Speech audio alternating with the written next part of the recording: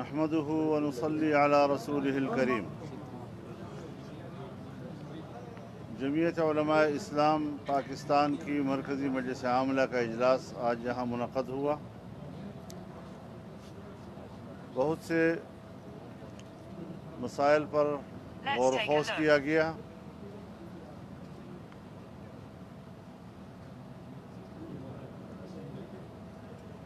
Army chief کی مدت ملازمت میں توسیع کے قانون کو دو پہلوؤں سے دیکھا گیا۔ ایک ایکٹ کا مسودہ اور اس کے مندرجات، اور دوسرا جعلی اسمبلی سے ایسے ایکٹ کے پاس کرنے کا حق۔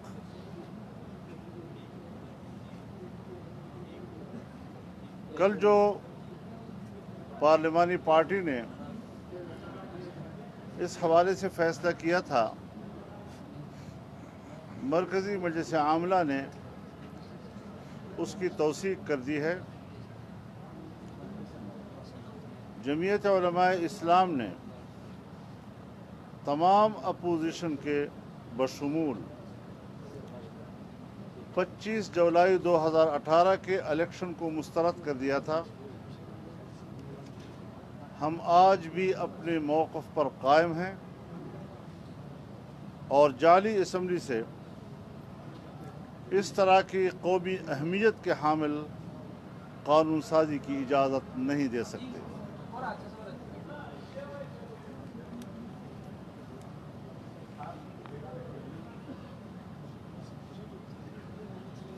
مدارس کے حوالے سے بھی اجلاس نے وفاقی وزارت تعلیم کے حالیہ اقدامات پر غور کیا۔ سب سے پہلی بات یہ کہ دینی مدارس کی اصلاح یا اصلاحات کا لفظ ایک توہین آمیز لفظ ہے۔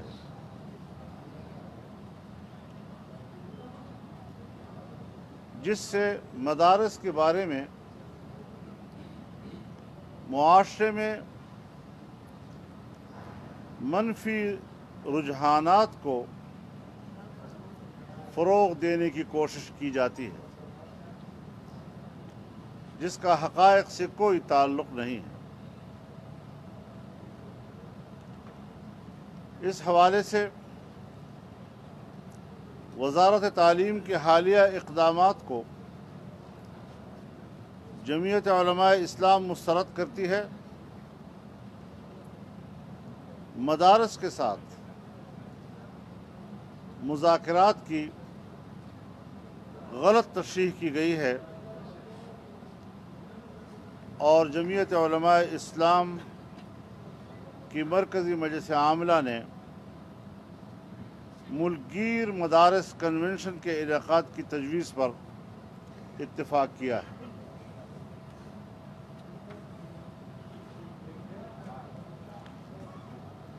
صوبہ خیبر پختونخوا میں دینی مدارس کے طلباء کو اسکالرشپ کے نام پر سرکاری خزانے سے رقوم تقسیم کرنے کے فیصلے کو بھی جمعیت علماء اسلام مسترد کرتی ہے۔ کسی دینی مدرسے کے طالب علم دینی علم کے حصول کے لیے سرکاری پیسے پر انحصار نہیں کرے گا۔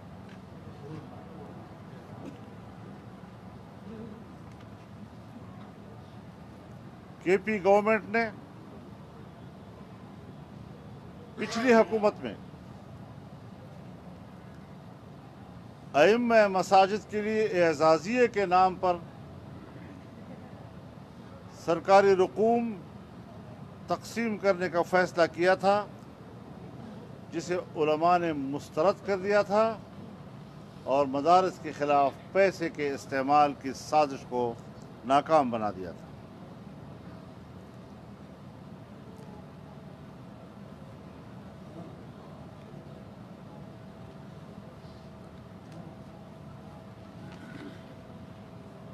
امریکہ اور مغربی دنیا اس بات میں کیوں دلچسپی لے رہی ہے اور کیوں اس مقصد کے لیے اربوں ڈالر مختص کیے جاتے ہیں،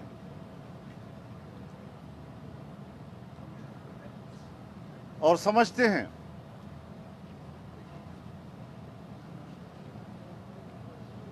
کہ دینی مدارس کے نصاب سے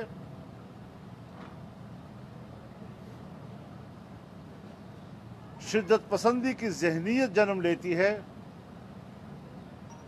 ہم ان کو بتانا چاہتے ہیں کہ دینی مدارس کے نصاب اعتدال اور امن کا درس دیتا ہے۔ جس چیز کا پرچار آپ کر رہے ہیں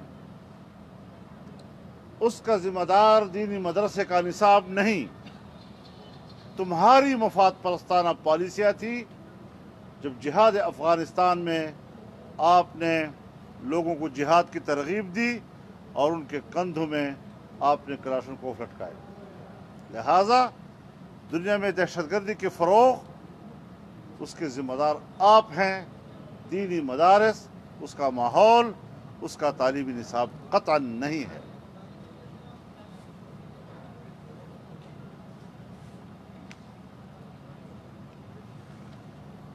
جمعیت علماء اسلام کی مرکزی مجلس عاملہ نے حالیہ نیب آرڈیننس کی ترمیمی بل پر بھی غور کیا۔ جمعیت علماء اسلام کی نظر میں اس ترمیمی بل نے حکومت کے احتساب کے دعووں کو بے نقاب کر دیا ہے، اور نیب احتساب نہیں انتقامی ادارہ ہے کہ ہمارے دعووں کی تصدیق کر دی۔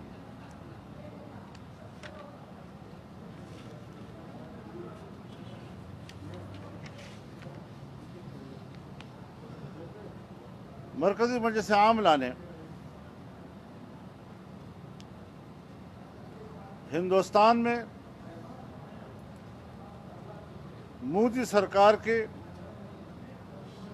اقلیتوں اور بالخصوص مسلمانوں کے خلاف شہریت کے قانون کو نافذ کر کے اسے انسانی حقوق کی خلاف ورزی قرار دیا ہے۔ ہندوستانی حکومت ریاستی سطح پر انسانی حقوق کی پامالی کی مرتکب ہو رہی ہے، جس سے پورے ہندوستان میں اقلیتوں اور بالخصوص مسلمانوں میں اضطراب موجود ہے۔ ہم ہندوستان کے مسلمانوں کے ساتھ اور اقلیتوں کے ساتھ یکجہتی کا اظہار کرتے ہیں۔ بہت بہت شکریہ۔ مولانا یہ فرمائیں کہ آزادی مارچ کے نتائج اس کا کوئی جائزہ لیا مجلس عاملہ نے؟ کیا اطمینان ہے؟ کیا ڈیولپمنٹ ہو رہی ہیں آزادی مارچ کے نتیجے میں؟ دیکھیے، آزادی مارچ کے حوالے سے حکومت کے خلاف جو قومی سطح پر بیزاری اور نفرت پیدا ہوئی ہے، یہ بہت بڑی کامیابی ہے، اور اس حکومت کو گرانے کے لیے ایک بار پھر کہتا ہوں کہ اسٹیبلشمنٹ اس کی پشت سے ہٹ جائے، یہ عوامی قوت کا مقابلہ نہیں کر سکتا۔ مولانا صاحب یہ بتائیں کہ ایک رہبر کمیٹی بنی تمام اپوزیشن کی، اور یہ فیصلے ہوئے کہ جو بھی فیصلہ ہوگا وہ یہ رہبر کمیٹی کرے گی، لیکن ہم نے یہ دیکھا کہ نہ تو اس ایشو پہ اور نہ ہی ماضی میں بھی دیکھا ہم نے کہ اپوزیشن نے اپنی फैसले लिए, इस मौका पर भी पार्लियामेंट के अंदर और अपोजिशन रहबर कमेटी को इत्मीनान में नहीं लिया, इस पे क्या कहेंगे? क्या अपोजिशन एक बार फिर तकसीम नहीं हो गई? देखिए, आज़ादी मार्च के हवाले से तो जब भी कोई नया मरहला आया, हमने सबको दावत दी, इकट्ठे बैठे और अगले इक़दामात का फ़ैसला किया। वहाँ भी अगर कोई छोटी मोटी चूक हमसे होती तो सियासी जमातें अपना एहतजाज नोट कराती थी, लेकिन आज इतने बड़े अहम इशू पे मैंने ख़ुद भी मुस्लिम लीग नून की क़ियादत से रब्ता किया कि आपका एक फ़र्ज़ बनता है और आप ये हुज्जत पूरी करें कि तमाम अपोजिशन जमातों को एक प्लेटफार्म पर इकट्ठे करें कि आप कौमी असम्बली के अंदर कायदे हिज़्ब इख्तिलाफ है, लिहाजा ये मसला पार्लिमानी है। लेकिन क़ब्ल इसके कि वो तमाम जमातों को इकट्ठा करे, उन्होंने एक तरफ़ा अपना फ़ैसला दे दिया। और जो बुनियादी नुक्ता है हमारा वो ये है कि पाकिस्तान पीपल्स पार्टी हो या मुस्लिम लीग नून, दोनों प्रोसीजर पर बहस कर रहे हैं। मैं समझता हूं कि ये हमारे मुत्तफ़क़ा मौक़िफ़ से मुताबिकत नहीं रखता। इसका माना यह है कि असम्बली तो ठीक है लेकिन प्रोसीजर गलत है। हम कहते हैं नहीं, हमारा मुत्तफ़क़ा मौक़िफ़ यही है कि असम्बली की अक्सरियत जाली है और इतने अहम मसले पर उसको कानून साजी का कोई हक़ हासिल नहीं। ये बताइएगा कि एक ऐसे वक्त में जब पाकिस्तान की बड़ी सियासी जमातें भी घूम घूम का शिकार थी आर्मी चीफ की एक्सटेंशन के मामले पर, और इंतहाई जो है उनकी तरफ से गोल मोल बयान आ रहे थे, उस वक्त आपने एक वाज़ेह मौक़िफ़ लिया और आपने ये कहा कि हम इस तरह के बिल की हिमायत नहीं करेंगे। तो ये बताइएगा सर कि परसों जब इस बिल को पेश किया जाता है असम्बली में, तो क्या आप रिकॉर्ड की दुरुस्ती के लिए इसके खिलाफ वोट करेंगे या इस पे खामोशी इख्तियार करेंगे? हमारा मौक़िफ़ यह है कि हम इसकी मुखालफत में वोट दें, लेकिन आप जैसे दोस्तों की तरफ से और मुख्तलिफ हलकों से एक सवाल आ रहा है कि वोट के बिल के हक़ में वोट देना और बिल की मुखालफत, ये दोनों इस जारी असम्बली की कार्रवाई करार नहीं दिए जाएंगे।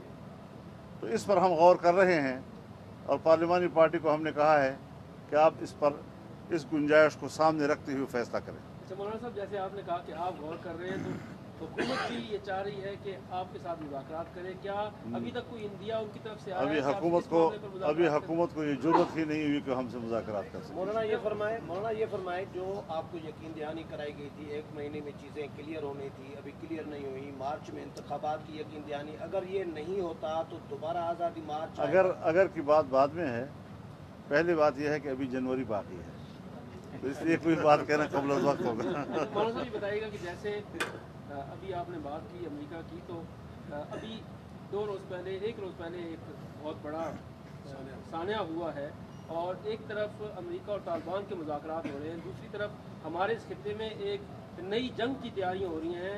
जमीयत उलमा इस्लाम इस सारी सूरत हाल को किस तरह से देख रही है? क्या आपने इंतहाई संगीन मसले पर गौर नहीं किया? बहुत अच्छा सवाल आपने किया है, आपने याद दिला दिया, इस पर भी बात हुई है और यही एक नतीजा हम इससे अख़ज़ कर रहे हैं कि अमेरिका मशरक़ वस्ता में और ख़लीज की दुनिया में, यानी इस्लामी दुनिया ही के अंदर एक नई जंग छेड़ना चाहता है और जंग का एक नया माहौल बनाना चाहता है। दरअसल चूँकि ट्रंप इस वक्त मुआख़ज़े का भी सामना कर रहा है पार्लियामेंट में, और ट्रंप ने अगले इलेक्शन में भी जाना है और वो फ़ौजें वापस बुलाने और मुल्कों से फ़ौजें वापस करने का पर इलेक्शन लड़ चुका था, उसमें उसको नाकामी मिल रही है।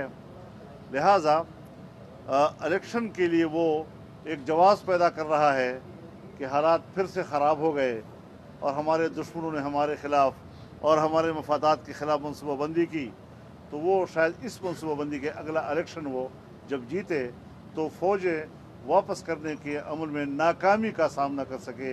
हमें तो यही समझ में आ रहा है। बहुत शुक्रिया आपका जी, मेहरबानी।